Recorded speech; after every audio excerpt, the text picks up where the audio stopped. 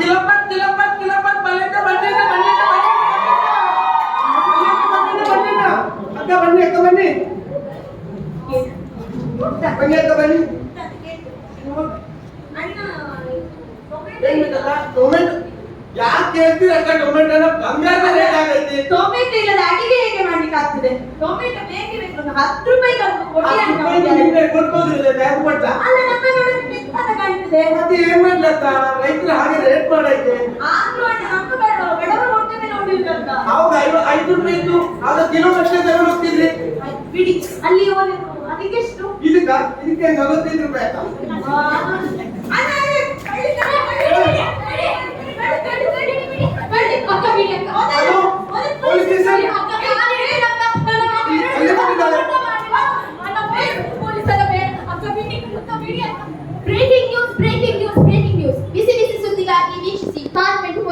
News 7 ಮಾತ್ರ.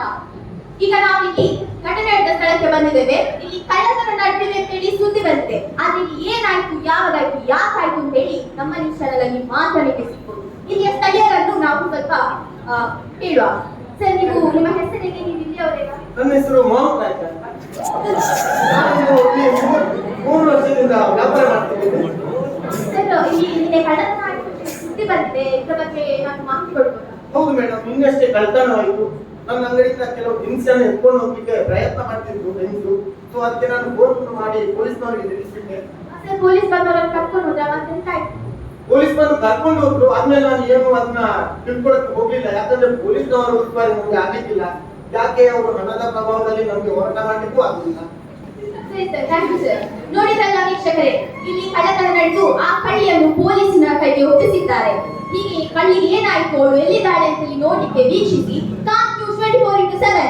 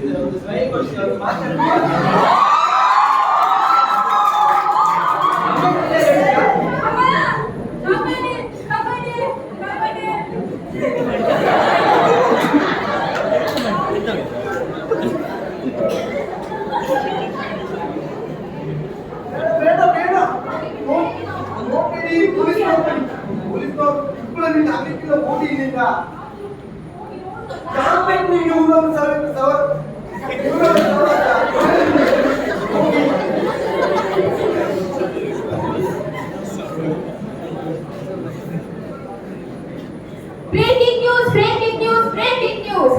ಇದೇ Raj market ಅಲ್ಲಿ ಕೊಲೆ ಆಗಿದೆ ಅಂತ ಸುದ್ದಿ ನೀವು ನೋಡ್ತಿದ್ದೀರಿ. Kant news 24x7. ಇಲ್ಲಿ ಕೊಲೆ ಆಗಿದೆ ಅಂತ ಹೇಳಿ ಸುದ್ದಿ ಬಂದಿದೆ. ಯಾವಾಗಾಯ್ತು, ಹೇಗೆ ಆಯ್ತು, ಯಾಕೆ ಆಯ್ತು ಅಂತ ಹೇಳಿ ನಿಮಗೆ ನಮ್ಮ ಚಾನೆಲ್ ಅಲ್ಲಿ ಮಾತ್ರ. ಇಲ್ಲಿನ ಸ್ಥಳೀಯರಲ್ಲಿ ಒಮ್ಮೆ ಕೇಳಿ ನೋಡುವ. ಮೇಡಮ್, ಇಲ್ಲಿ ಕೊಲೆ ಆಗಿದೆ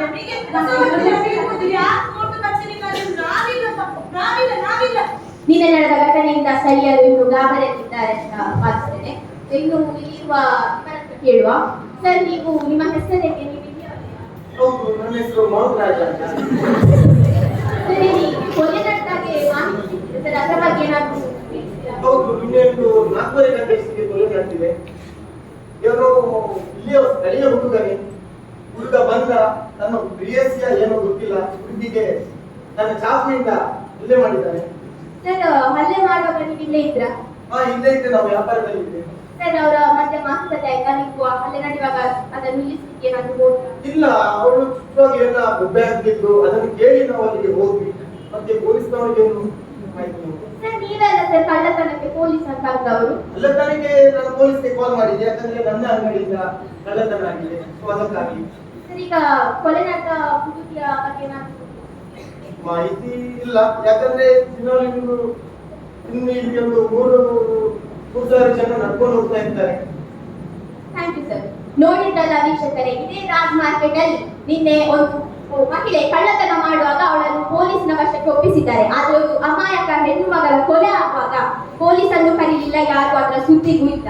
ಇದೇನಾ ನಮ್ಮ ನ್ಯಾಯ? ಇದೇನಾ ಮನುಷ್ಯರ ಮನುಷ್ಯತ್ವ?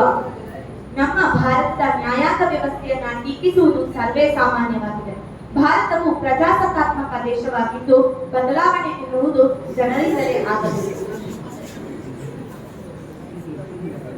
ಧನ್ಯವಾದಗಳು.